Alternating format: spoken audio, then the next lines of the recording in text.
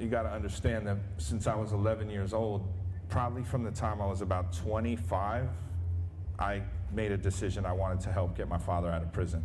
And I was living in Amsterdam at the time, and being there for so long in a place that was so like just liberal about cannabis, like people didn't really judge people so much about it, kind of like Hawaii in a wild way, behind the scenes, but made me feel like I got to get him out. This isn't fair. Pretty much from the time I had my first child, and I knew he was a grandfather.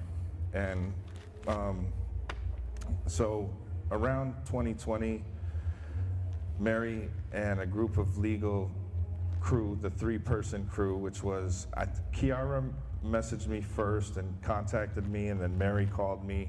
And it was kind of like the first time in my life that I was being reassured that something was going to happen. Because most of the time, a lot of people would say, I'm going to help you, I think I can do this for you, or I got this person in there, or I have this attorney, and everything. Like, you got to understand, we put in 2 clemencies over the 30 years. We had numerous motions, which I can't even count. Any angle, appeals, any angle was tried, a reappeal, but always denied. So this was the first time that I had some feeling of concrete with the possibility my father could be released. And I remember the first time Mary telling me that, like, if this happens, it's gonna be within the next 6 months, homie. And I was like, whoa. I don't think I really even processed it when you said it to me, because I had been through so many occurrences, but truth be told, within 6 months, my father was home, and we celebrated Christmas together. Yeah, I would say it was during COVID, and you weren't really supposed to travel at the time, but I was gonna get whatever vaccines they said I had to have so I could travel. I had to do that also. I was really against vaccines, and I had to vaccinate myself and my family so I could travel at that moment to handle the situation. And so we all traveled from where they traveled from Amsterdam, I traveled from Maui, and we all met in this town in South Florida, and at like 6 o'clock in the morning, we were all in the parking lot at the prison together and waiting for Richard to come out. And I remember your friend Joseph, aka Champelli, who's featured in so many rap songs. I was listening to Mac Dre yesterday, and I was like, oh, they're talking about Champelli. And so anyways, it would be like just all of us in this parking lot waiting for Richard to be released. And it was literally, to this day, it's my favorite moment of doing this work for the last 7 years, and I've had a lot of really beautiful moments. But being in that prison parking lot at 6 o'clock in the morning with our legal team and the family, and seeing Richard come in and seeing them all hug, and him get to meet his grandchildren for the first time, it is the best It was heavy. It's heavy, and it's beautiful, and it's just a lot of emotion. How many years was he incarcerated? He was locked up for 32 calendar years in a maximum security prison. Yep, in Florida, and he was a state case. It was not a federal case. That was a Florida state case. And it's funny, so bringing back what she was bringing up is that it's not really just the prisoner that does the time. When you're a real family and somebody gets inhumanely sentenced, all of a sudden the inhumanity becomes part of the family, and it becomes hard to see past, at a certain point. So I remember thinking this is ripping my family apart. I think that's why I was trying to get him out more than anything, because I was realizing, sorry, but I was realizing what it was doing to my family, And it's hard when you're like really about your family and trying to take it and break chains, like generational change, because I come from a long line of smugglers and alcoholic prohibition.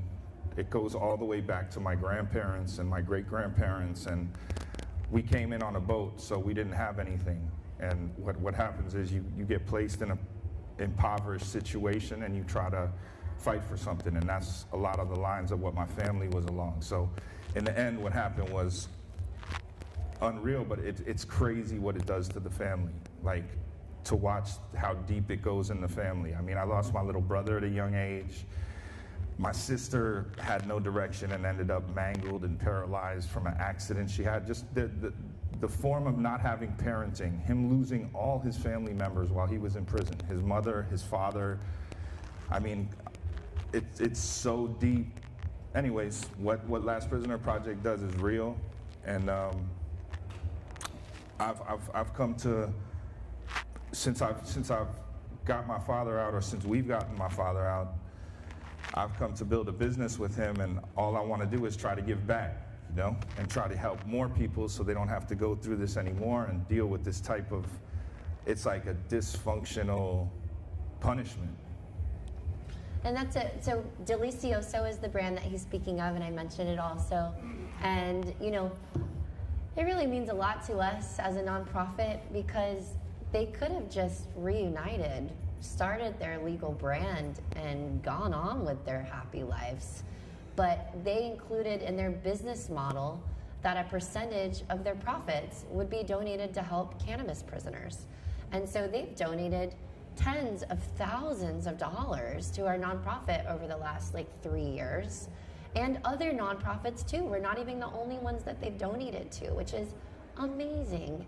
And I tell Rick thank you twice a week because we talk a lot. Yeah, and I think it's an important part of restorative cannabis brands for cannabis to be able to go where we all want it to go, where it's something that people don't get into situations where they can't get out of, or all of a sudden you're a farmer that becomes a criminal because you're put in a prison where you have to fight. You can't ignore a prison. When you're in a maximum security prison, it's not ignorable. And a lot of people that are prosecuted for cannabis get put in these situations. And when they come out, it's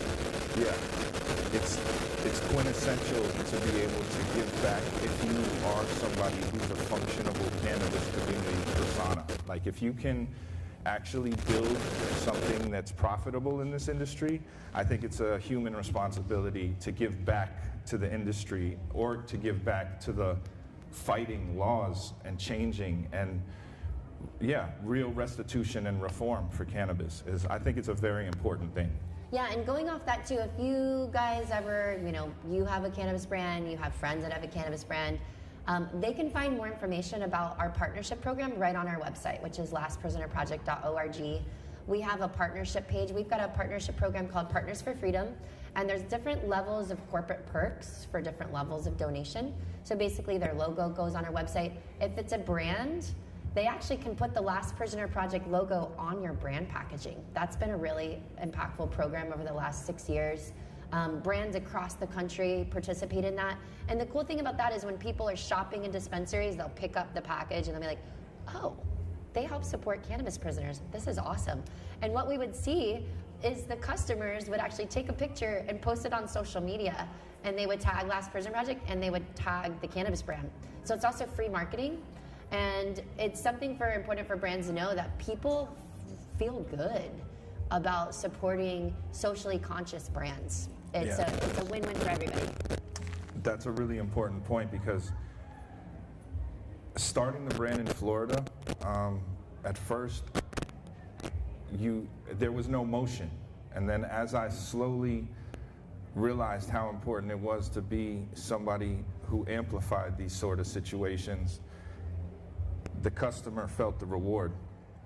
So it wasn't just like the customer was coming just to buy flower. They were coming in to buy flower. Then they'd find out what strain they wanted. Then they found out that we had that sort of know-how for the strain that they wanted, because we only have really 2 SKUs in Florida, but we do have a good sativa dominant hybrid and a good indica dominant hybrid, which is what most clientele wants. And then when they understand that they're actually giving something back, because we do a lot of pop-ups. We've done over I'd say, I know in the past year we've done over 50, and since we've started the brand, we've probably done about 250 pop-ups in across Florida, and there's 175 stores. So we'll sit in the lobby, we'll have a Last Prisoners Project poster also right next to us with our whole table set up with a whole bunch of merch, and then we'll explain to them my father's situation and what it is, and that this company actually took the time to give something back to this type of situation. And it creates a real customer base, and to key in on what she's saying, it becomes free marketing, because I can put as much as I want into promoting this brand, and it's a tax write-off as long as the brand is successful. So for me, I've approached it in that way. So I give a lot away so people can have the awareness and kind of have it stuck in their head. And I try to keep that in a product that's quality. So even if I make a shirt or a hat, something that holds the quality of the brand, and try to keep them understanding that they're taking part in something that's actually recycling cannabis reform in a sense. Yeah, and one thing we noticed too is not only is it really positive for the customers, it's really wonderful for the employees of these cannabis companies. So one of the things that I do is I'll do what we call virtual town halls. So I've done them with like Weed Maps, Leafly, different large point of sale companies that support us. And I will go on and I will do like a webinar with their entire staff. So I've done ones with like 600 staff members. I've done some with 30 staff members. But what I do is I do similar. I'll walk them through our program so they know what Last Prisoner Project does. I thank them and their company for supporting the work that we do. And then we talk about our letter writing program. And I'll tell them about some of the prisoners that are in our program. And then everybody on the call will just take 10 minutes and they'll go on our website and they will write letters to prisoners, and then we'll send them to them. So it really works out as like a team building exercise for the entire company and their staff members. So again, if that's ever something that you guys are interested in, you can just email us, and you can email us to our info account, or just go to the website, and it's really easy to reach us. Another thing too is if you're not following us on social media, please do. We share information and updates and prisoner profiles and success stories on our social media all the time. Right now, I think we have like 140,000 followers. So definitely go on and find us at Last Prisoner Project on Instagram, LinkedIn, Facebook, any of the above. And then you can find me at Mary Bailey _on-the-move, and you can kind of follow the work that we're doing as well. But I really welcome you guys to go to our website, because there is a Take Action page. On the Take Action page, that's where you can find our letter writing program. That's where you can find petitions to sign. And you can just find other actionable steps that you can literally do from your cell phone. You know, if you have the means and you want to donate, by all means, donate on the website. But if you don't have the means, that's okay. There's still plenty that you can do just by being an advocate. And we will walk you through the process on our Take Action page. So I want to give Rick the floor. If you have anything else that you'd like to share before we end, please feel free. A lot of the time I call this brand a restitution brand, because I'm trying to give something back to my father for the sacrifice for this plant. And I think that without really making some serious changes, whatever people can do to help legislature go through and make changes that really make a difference to people, I really, from the bottom of my heart, beg you guys to do whatever you can do when the time comes. If it's filling out a form, sending the form, printing the form, putting a stamp on the letter and getting it out. Because every small incremental step that we go forward, that's actually what we're doing. And I already feel such a difference. Like, I wouldn't even take the time to speak this if I didn't know it was real. And it's so necessary to do that in a time like now. So I just want to say that, without that, we're not going to get expungement of records. We're not going to get people in a situation that have a motivation to be part of the cannabis industry when they get out to have a place in the cannabis industry. I'm trying to be part of a movement, and I'm not done yet, this is just the beginning, that will provide that for cannabis prisoners when they come out and they have an initiative to actually be part of the community.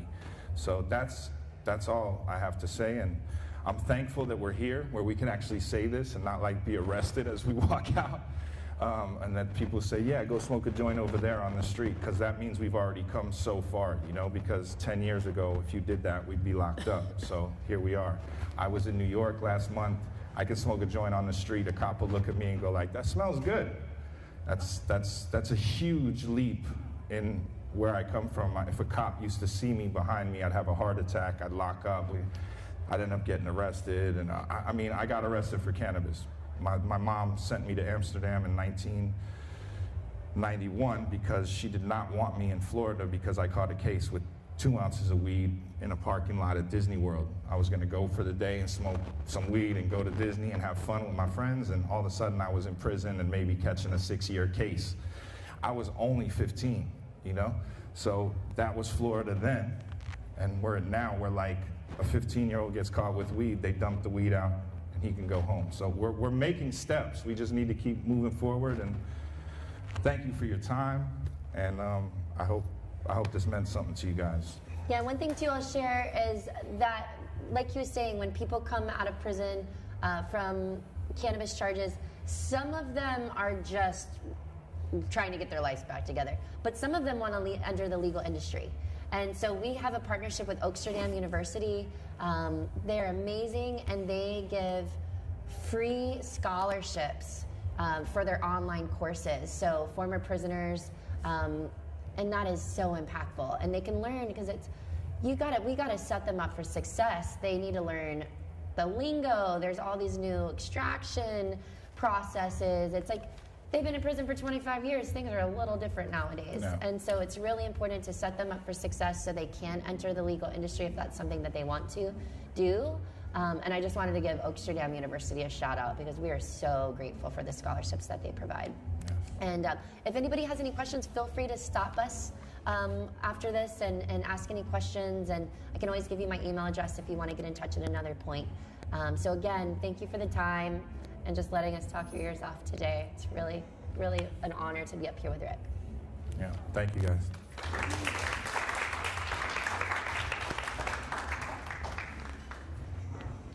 Thank you. It's always nice to see you, Drew. You're awesome. Hope it's not been too stressful. Yeah. Oh, here you go, brother. Respect.